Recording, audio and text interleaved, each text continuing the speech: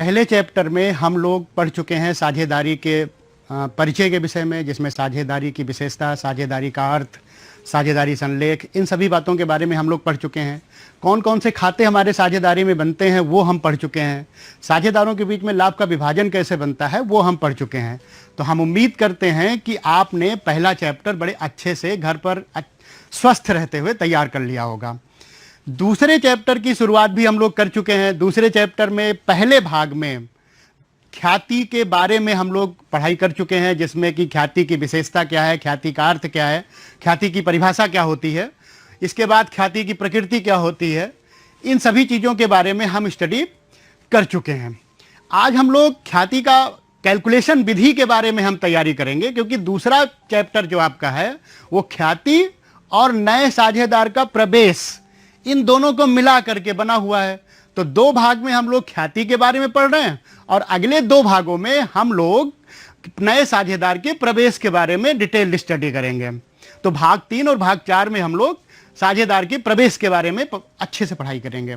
तो आज हम लोग जो टॉपिक ले रहे हैं वो ले रहे हैं नए वो ख्याति के मूल्यांकन की विधियों के बारे में। तो आज हम पढ़ेंगे ख्याति के मूल्यांकन की विधियां कौन कौन सी हैं, ख्याति का लेखा कैसे किया जाता है, ख्याति का अकाउंट ओपन करते हैं कि नहीं करते हैं, या किन परिस्थितियों में करते हैं और किन परिस्थितियों में नहीं करते हैं, कौन कौन सी परिस्थितियों में हम ख्याति की कौन कौन से जनरल एंट्री करते हैं। तो ये हम सारी चीजें आज डिटेल करेंगे। तो बच्चों पेन पेपर लेकर के बैठ जाइए और अब हम शुरू करते हैं अपना जो है ख्याति मूल्यांकन। तो ख्याति मूल्यांकन की 3 विधियां हमारे यहाँ सिलेबस में हैं: औसत लाभ विधि, अधिलाभ विधि और पूंजीकरण विधि, तथा ख्याति लेखांकन और ख्याति का जनरल एंट्री कि किन किन परिस्थितियों में हम करेंगे। तो कुल मिलाकर के मूल्यांकन की 3 विधियां हैं: औसत लाभ विधि, अधिलाभ विधि और पूंजीकरण विधि। हम आपको पिछले चैप्टर में भी बता चुके हैं, पिछले भाग में भी बता चुके हैं कि ख्याति का सीधा संबंध लाभ से होता है। जब भी लाभ में परिवर्तन होगा ख्याति का मूल्यांकन किया जाएगा। अब कौन सी विधि से ख्याति का मूल्यांकन किया जाएगा, ये सभी साझेदारों की सहमति से साझेदारी संलेख में स्पष्ट रूप से लिखा होता है कि हमें किस विधि का प्रयोग करना है।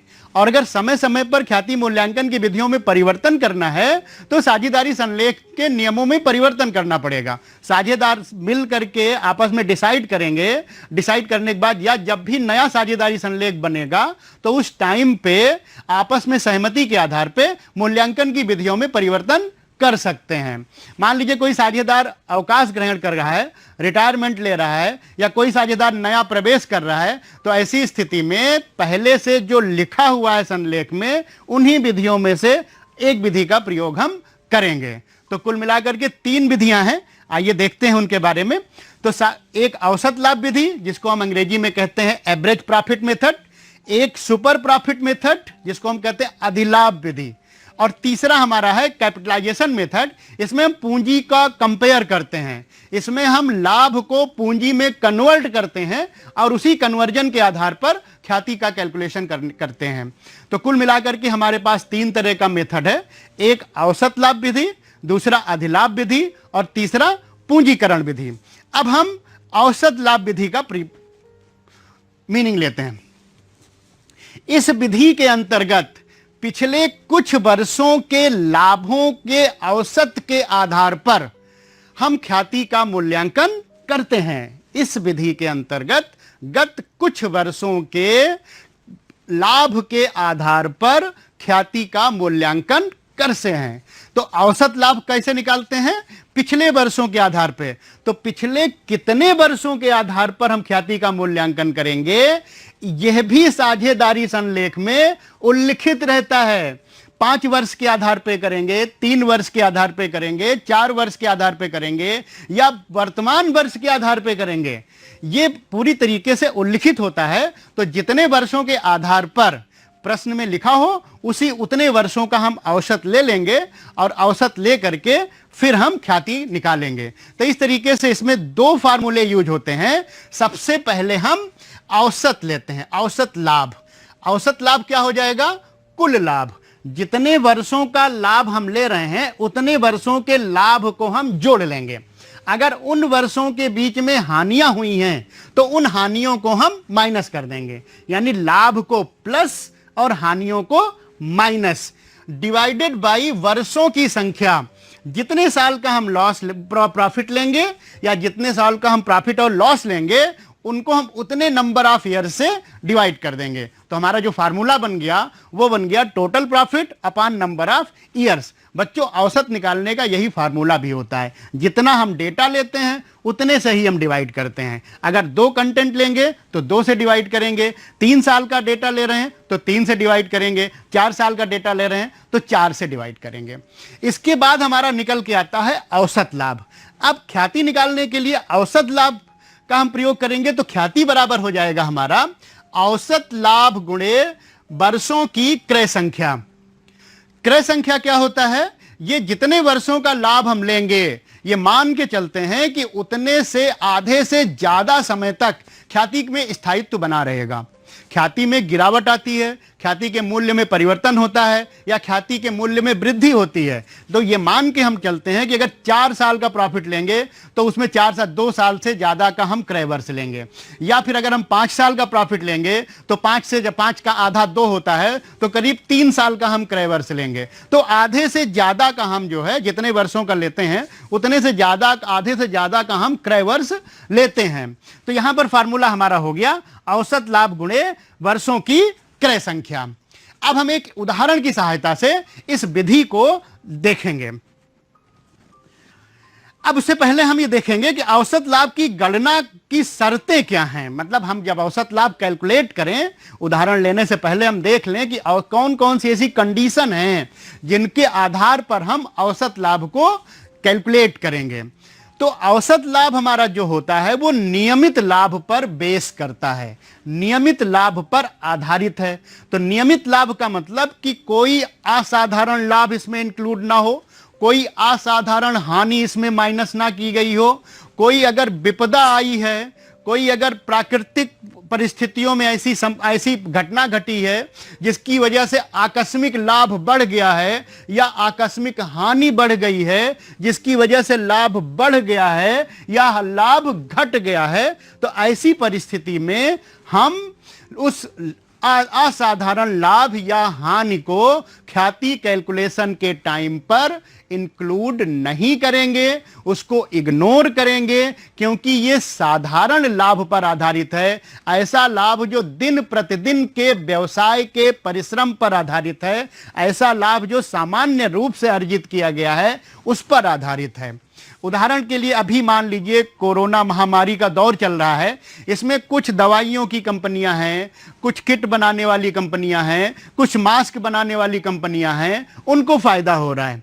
लेकिन ऐसी बहुत सारी कंपनियां हैं जिनका बिजनेस पूरी तरीके से बंद हो गया है, 2 महीने से कोई प्रॉफिट नहीं हो रहा है, कोई सेल नहीं हो रहा है। तो ऐसे टाइम पे अगर उनको लॉस होता है तो इस लॉस को हम गुडविल कैलकुलेट करने के उसमें हम नहीं लेंगे, और ये जो आकस्मिक प्रॉफिट हो रहा है इस असाधारण प्रॉफिट को भी हम गुडविल कैलकुलेट करने के टाइम पर नहीं लेंगे। तो उम्मीद है बच्चों समझ में आ गया होगा कि हम साधारण लाभ के आधार पर ख्याति का कैलकुलेशन करेंगे। इसमें किसी भी प्रकार की असाधारण हानि, आकस्मिक हानि या असाधारण लाभ या आकस्मिक लाभ को हम इंक्लूड नहीं करेंगे। सामान्य परिस्थितियों से उत्पन्न हुआ लाभ या हानि को हम गुडविल कैलकुलेशन के लिए लेंगे। अब एक उदाहरण लेते हैं।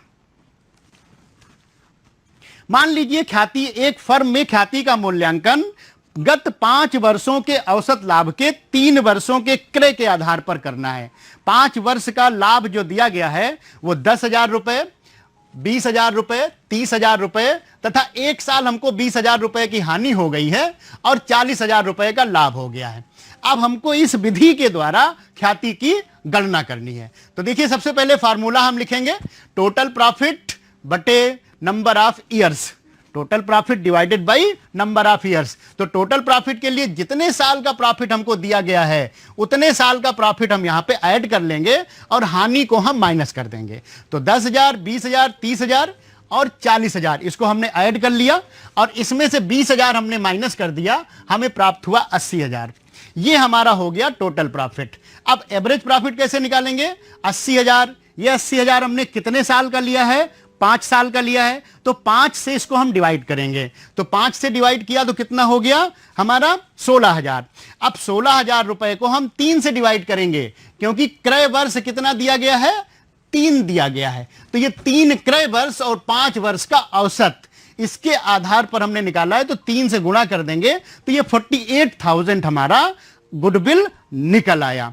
तो ये होगी बच्चों हमारी औसत लाभ विधि। अब हम बात करेंगे अधिलाभ विधि की। ये हमारी दूसरी विधि है, इसको हम कहते हैं super profit method. Super profit जैसा नाम से ही स्पष्ट है कि अधिक के प्रॉफिट, मतलब किसी कंपैरिजन में किया गया है ये अधिक लाभ, यानी औसत लाभ और सामान्य लाभ के अंतर को हम अधिलाभ कहते हैं। औसत लाभ या वास्तविक लाभ, इसको हम एक ही कंसेप्ट में लेते हैं, चाहे हम 4-5 साल का औसत लाभ ले लें या फिर करंट ईयर का हम वास्तविक लाभ ले लें। तो औसत लाभ और सामान्य लाभ, सामान्य लाभ हमारा कैपिटल एम्प्लॉयड पर आधारित होता है।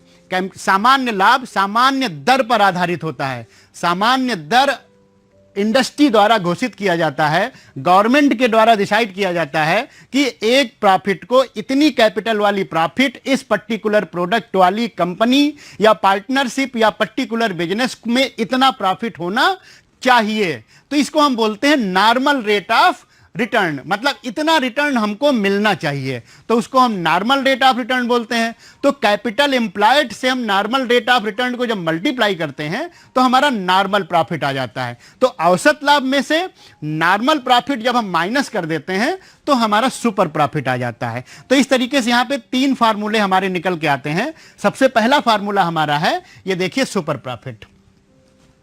सुपर प्रॉफिट हमारा हो गया एवरेज प्रॉफिट या actual profit minus normal profit. फिर दूसरा हमारा हो गया गुडविल। गुडविल हमारा कैसे हो गया? Super profit into number of years purchase.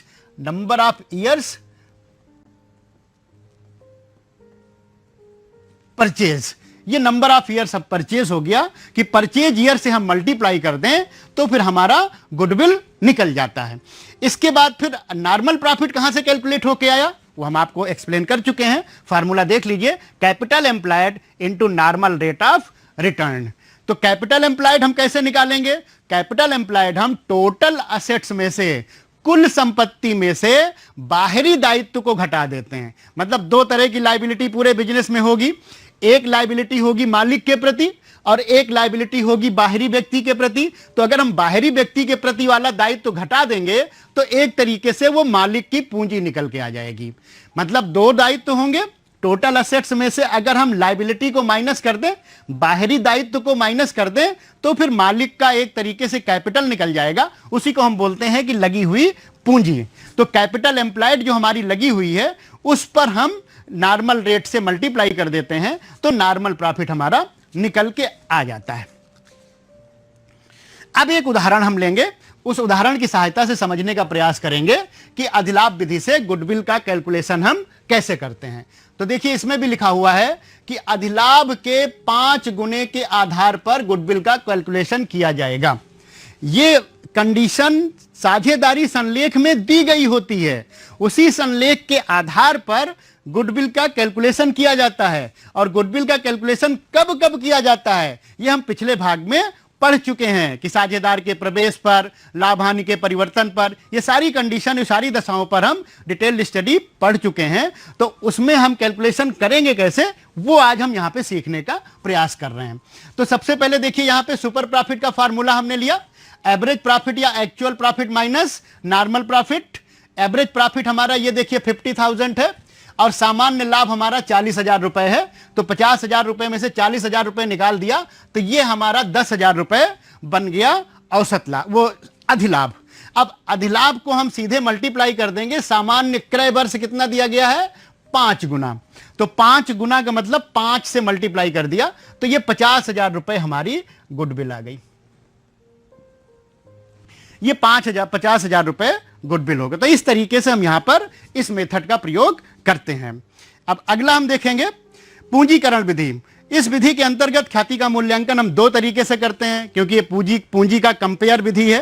तो पूंजी का जो कंपैरिजन हम करते हैं तो उसमें हम दो विधियों का प्रयोग करते हैं। एक औसत लाभ का पूंजीकरण कर लेते हैं और एक हम अधिलाभ का पूंजीकरण कर लेते हैं। तो अधिलाभ का जैसे ही पूंजीकरण करेंगे हमें तुरंत गुडविल मिल जाएगी, और औसत लाभ का पूंजीकरण जब करेंगे तो दो कैपिटल का कंपैरिजन जो होगा, उस कंपैरिजन का जो डिफरेंस होगा वो हमारा गुडविल होगा। और बच्चों आज ये दोनों ही कैलकुलेशन मेथड से हम जो भी आंसर निकलेगा वो एक ही होगा। इसीलिए आप उदाहरण देखिएगा, उसमें दोनों ही कैलकुलेशन मेथड में हमने सेम डेटा लिया हुआ है और आंसर हमारा एक ही आएगा दोनों विधियों से। तो एक एक करके हम दोनों विधियों का अध्ययन करते हैं। सबसे पहले हम करते हैं औसत लाभ विधि की पूंजीकरण विधि का। तो इसके अंतर्गत देखिए, हम औसत लाभ के पूंजीकृत मूल्य और व्यवसाय में विनियोजित पूंजी यानी कैपिटल एम्प्लॉयड के अंतर को हम निकालते हैं गुडविल के रूप में। यानी गुडविल का जो हमारा फार्मूला बनेगा वो बनेगा औसत लाभ का पूंजीकृत मूल्य माइनस कैपिटल एम्प्लॉयड यानी विनियोजित पूंजी। अब औसत लाभ का हम कैसे कैपिटलाइजेशन करेंगे? औसत लाभ का कैपिटलाइजेशन कैसे करेंगे? एवरेज प्रॉफिट लेंगे और एवरेज प्रॉफिट को नॉर्मल रेट ऑफ रिटर्न का रेसिप्रोकल कर देंगे, उल्टा कर देंगे। 10/100 की जगह 100/10 कर देंगे। ये 10% हमने रेट लिया हुआ है या जो है, ठीक है, उसकी जगह कर देंगे, यानी कि 100 ऊपर कर देंगे, नॉर्मल रेट ऑफ रिटर्न नीचे कर देंगे। जब हम प्रतिशत को उल्टा कर देते हैं बच्चों, तो हमें उस डेटा का फुल वैल्यू मिल जाता है। फिर से सुनिए, किसी भी कंडीशन में अगर हमें फुल अमाउंट लेना है तो फिर हम प्रतिशत को उल्टा अगर कर देंगे, रेसिप्रोकल कर देंगे, तो ऐसी सिचुएशन में हमको फुल अमाउंट मिल जाएगा। तो अब यहां पर गुडविल हमारा हो गया capitalise value of average profit minus capital employed. इसके बाद कैपिटलाइज वैल्यू कैसे निकालेंगे?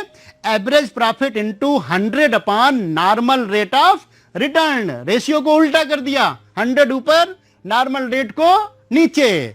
और इसके बाद फिर कैपिटल एम्प्लॉयड कैसे निकलेगा? पहले भी बता चुके, अब भी देखिए। टोटल एसेट्स में से हम एक्सटर्नल लायबिलिटी को माइनस कर देंगे, ऐसी लायबिलिटी जिसका संबंध मालिकों से नहीं होता है निजी रूप में। तो दो तरह की लायबिलिटी हमने आपको पहले बताया, internal liability, external liability. External liability minus कर देंगे तो एक तरीके से ओनर कैपिटल निकल जाती है, उसी को हम कैपिटल एम्प्लॉयड कहते हैं। और इन दोनों का डिफरेंस निकाल लेंगे तो दोनों के डिफरेंस से हमें गुडविल की प्राप्ति हो जाएगी। खास बात बच्चों इसमें यह है कि इसमें नंबर ऑफ परचेज ईयर से हमें मल्टीप्लाई नहीं करना है, क्योंकि परचेज ईयर का मल्टीप्लाई हम लेते हैं लाभ में, जैसे औसत लाभ के साथ या अधिलाभ के साथ हम लेते हैं। इस विधि में हमें मल्टीप्लाई क्रय वर्ष से नहीं करना, क्योंकि पूंजी का प्रतिशत या पूंजी का अंतर वही हमारा इसमें गुडविल होगा। अब एक उदाहरण हम लेते हैं। उदाहरण यह है कि मान लीजिए वास्तविक लाभ 70,000 रुपए है, सामान्य प्रत्याय की दर हमारी 10% है, संपत्तियां हमारी जो है वो 10 लाख रुपए हैं और दायित्व तो हमारा जो है वो 40 लाख रुपए है। तो इस तरीके से 4 लाख रुपए है, ये यहां पे एक जीरो बेटा नहीं होगा, तो ये 4 लाख रुपए हमारा दायित्व होगा, क्योंकि 40 लाख रुपए का दायित्व अगर हमारा हो जाएगा, ये मिसबो है तो वो निकल जाएगा। तो यहां पे हम capitalised value of average profit का फार्मूला लेंगे, तो 70,000 को हम जब कैपिटलाइज करेंगे तो ये कितना हो गया? 7 लाख रुपए। ठीक है, 70,000 रुपए को हम कैपिटलाइज करेंगे तो कितना हो गया? ये 7 लाख रुपए। अब हम कैपिटल एम्प्लॉयड निकालेंगे, तो कैपिटल एम्प्लॉयड यहां पे हो गया 10 लाख माइनस 4 लाख, टोटल हमारे पास निकल के आ गया 6 लाख। अब हम गुडविल निकाल लेंगे, तो गुडविल जब निकाल लेंगे तो capitalise value of average profit minus capital employed, 7 lakh में से 6 लाख माइनस कर देंगे, 1 लाख रुपए हमारी गुडविल आ गई। तो इस तरीके से पूरा स्टेप आप फिर से समझ लीजिए। सबसे पहले हम एवरेज प्रॉफिट निकालेंगे, अगर एवरेज प्रॉफिट दिया है तो आपको कैलकुलेट नहीं करना है। फिर एवरेज प्रॉफिट को नॉर्मल रेट ऑफ रिटर्न से रेसिप्रोकल करेंगे, 100 upon normal rate of return करेंगे, तो हमारा कैपिटल की फुल वैल्यू आ जाएगी। ये वो वैल्यू है बेटा जिस पर ये वाला एवरेज प्रॉफिट निकाला गया है। मतलब 7 लाख रुपए की पूंजी पर 10% अगर हम निकालें तो हमारा एवरेज प्रॉफिट 70,000 रुपए हो जाएगा। इसके बाद फिर हम कैपिटल एम्प्लॉयड लेंगे जिस पर नॉर्मल प्रॉफिट हमने लिया हुआ है, तो कैपिटल एम्प्लॉयड हमारा हो जाएगा 6 लाख रुपए। अब एक सुपर एवरेज प्रॉफिट से कैपिटल निकल गई और एक हमारी बिजनेस में लगी हुई पूंजी निकल गई। मतलब हमारी पूंजी हो गई 6 लाख रुपए, लेकिन प्रॉफिट के आधार पर हमने कैलकुलेट किया 7 लाख रुपए। तो अब दोनों यानी कि ज्यादा कैपिटल हो गई हमारी। तो ज्यादा कैपिटल कैसे हो जाएगी बच्चों? जब हमें प्रॉफिट होगा। तो जब हमें प्रॉफिट होगा तो ये प्रॉफिट हमारा बढ़ा हुआ प्रॉफिट है, तो ऐसी सिचुएशन में ये हमारा गुडविल होगा। तो 1 लाख रुपए हमारा गुडविल हो गया। अब आइए दूसरी विधि का हम प्रयोग करते हैं। दूसरी विधि हमारी है सुपर प्रॉफिट का हम पूंजीकरण करते हैं। तो बच्चों सुपर प्रॉफिट ऑलरेडी माइनस हुआ होता है एवरेज प्रॉफिट में से। एक्चुअल प्रॉफिट वो नॉर्मल प्रॉफिट को हम माइनस किए रहते हैं। जब हम एवरेज प्रॉफिट को नॉर्मल प्रॉफिट माइनस कर देते हैं एवरेज प्रॉफिट से, तो फिर हमारा सुपर प्रॉफिट आ जाता है। और सुपर प्रॉफिट से हम सीधे गुडविल निकाल लेते हैं। तो अगर हम सुपर प्रॉफिट को डायरेक्ट हम जो है कैपिटलाइज कर दें तो हमें गुडविल मिल जाएगी। मतलब हम सीधे सुपर प्रॉफिट को कैपिटलाइज कर दें, उसका कैपिटल वैल्यू निकाल दें, तो हमको गुडविल सीधे मिल जाएगी। कोई डिफरेंस हमें नहीं निकालना है, क्योंकि ये ऑलरेडी डिफरेंस है। किन चीजों का डिफरेंस है? Super profit. किन चीजों का डिफरेंस है? एवरेज प्रॉफिट और नॉर्मल प्रॉफिट का। तो इसलिए यहां पर हमें डिफरेंस नहीं लेना है। तो इन दोनों विधियां इसीलिए बनाई गई हैं। एक में हम दोनों कैपिटल का डिफरेंस ले रहे हैं और एक में हम दोनों प्रॉफिट का डिफरेंस ले रहे हैं। कैपिटल का डिफरेंस लेने के बाद गुडविल निकल रही है और नॉर्मल प्रॉफिट का डिफरेंस लेने के बाद गुडविल निकल रही है। इसीलिए आंसर हमारा सेम आता है। अब आप देखो इसमें कैसे होता है। अब इसमें सेम डेटा हमने लिया हुआ है, इसमें भी हमने लिया हुआ है। वास्तविक लाभ हमने 70,000 लिया है, 10% का हमने सामान्य प्रत्याय दर लिया है, 10 लाख रुपए का हमने संपत्ति लिया हुआ है और 4 लाख रुपए का हमने लायबिलिटी लिया हुआ है।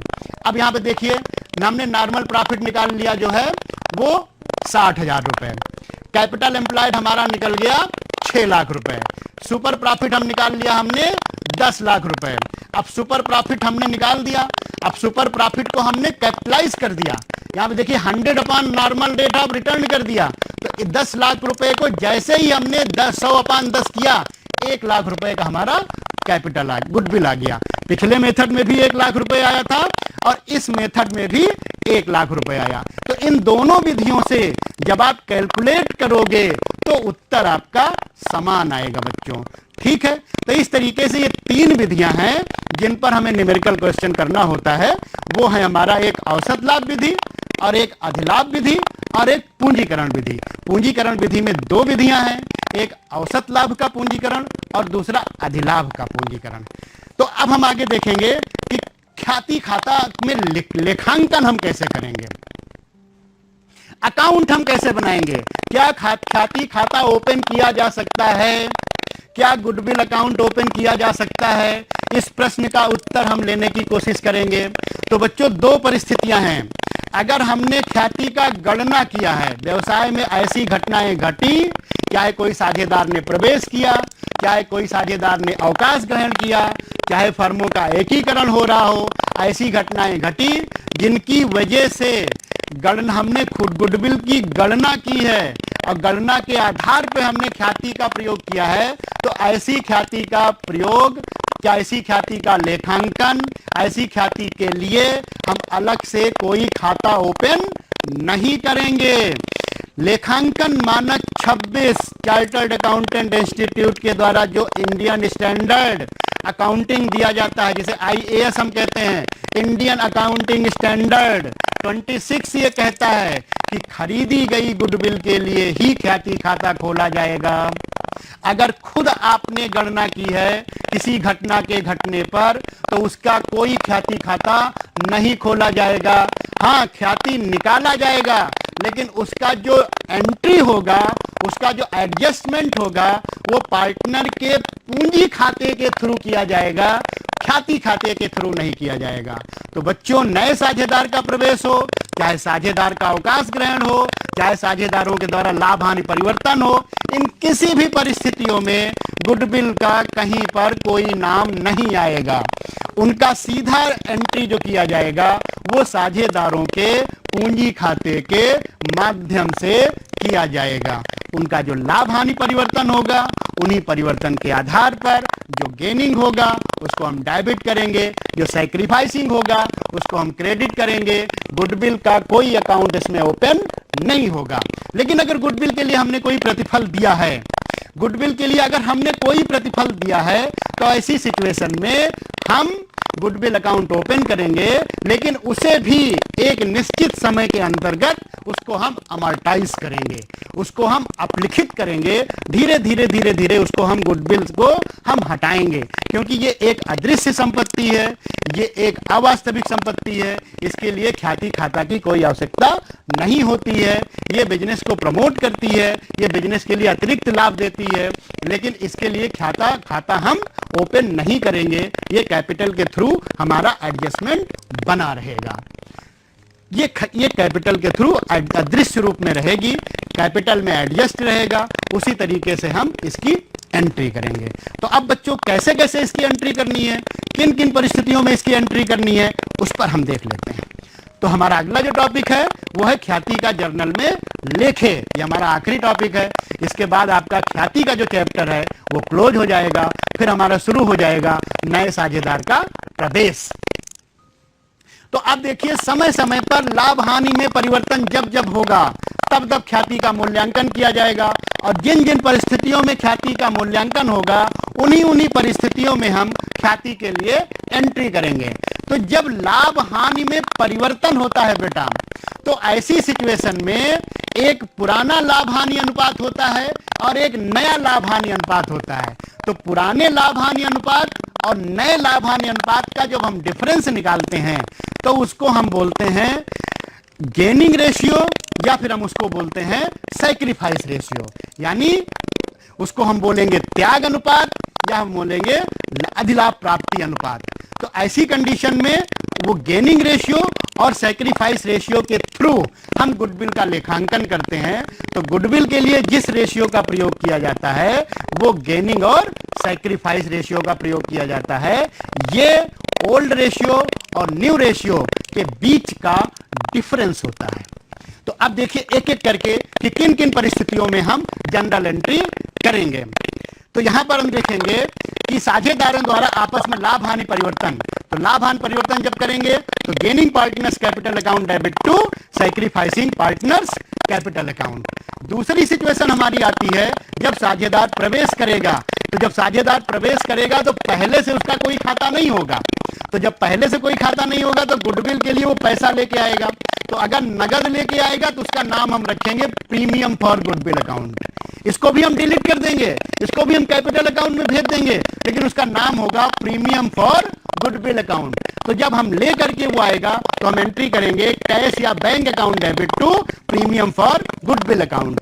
इसके बाद ये जो गुडविल है इसको हम साझेदारों में, जिन साझेदारों ने उसे शेयर दिया हुआ है उन्हीं साझेदारों के ख्याति के अकाउंट में हम इसको डिवाइड कर देंगे। तो premium for goodwill account debit to sacrificing partners capital account. इसके बाद फिर अगर साझेदार चाहें तो इस पैसे को निकाल सकते हैं। तो sacrificing partners capital account debit to cash या बैंक अकाउंट। इसके बाद अगर मान लीजिए कोई साझेदार है ऐसा जो नगद ख्याति नहीं ला पा रहा है तो उसके लिए हम करंट अकाउंट ओपन करेंगे जो 1 साल का होगा। 1 साल में उस करंट अकाउंट को हम एडजस्ट कर लेंगे। तो new partners current account debit to sacrificing partners capital account. लेकिन अगर साझेदारी ख्याति में पहले से गुडविल दी गई है तो फिर उसको हम राइट ऑफ कर देंगे old partners capital account debit to goodwill account. तो इस तरीके से बच्चों हम जनरल एंट्री करते हैं।